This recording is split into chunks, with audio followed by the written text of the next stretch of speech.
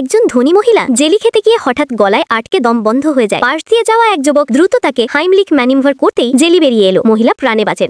যারা একটু আগেই ছেলেটিকে অসভ্য বলে গাল দিচ্ছিল, এখন সবাই তার প্রশংসা করতে লাগলো। মহিলা ঠিক আছে দেখে ছেলেটি চলে যেতে চাইলে মহিলা তাকে ধরে ফেলে, কারণ মহিলার এক গুরুতর অসুস্থ বড় বোন আছে। তিনি বলেন, তুমি যদি আমার বোনকে সুস্থ করতে পারো তোমাকে 10,000 কোটি টাকা দেবো। এটা ছেলেটির জন্য জীবন বদলে যাওয়ার বড় সুযোগ। সে রাজি হয়ে যায়। ওদিকে ধনী মহিলার বাবা অনেক বিখ্যাত ডাক্তার ডেকেছিলেন, কিন্তু সবাই দেখে বলেন তারা কিছুই করতে পারবেন না। বাবা দুশ্চিন্তায় পাগল। এ সময় আরো একজন ডাক্তার আর তার সঙ্গে একজন নার্স আসে। নার্সটি ছিল ছেলেটির সাবেক প্রেমিকা।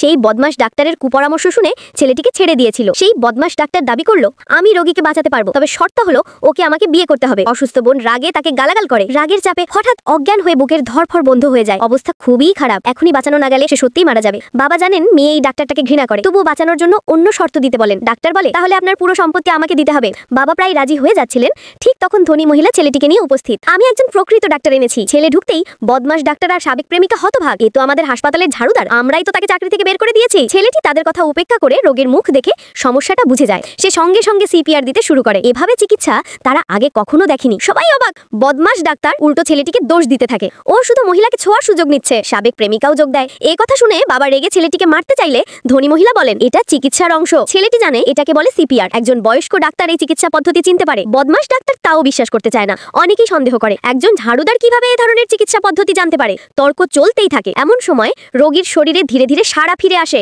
অন্য ডাক্তাররা চিৎকার করে ছেলেটিকে আটকাতে চাইল। ঠিক তখনই রোগী আবার নিঃশ্বাস নিতে শুরু করে।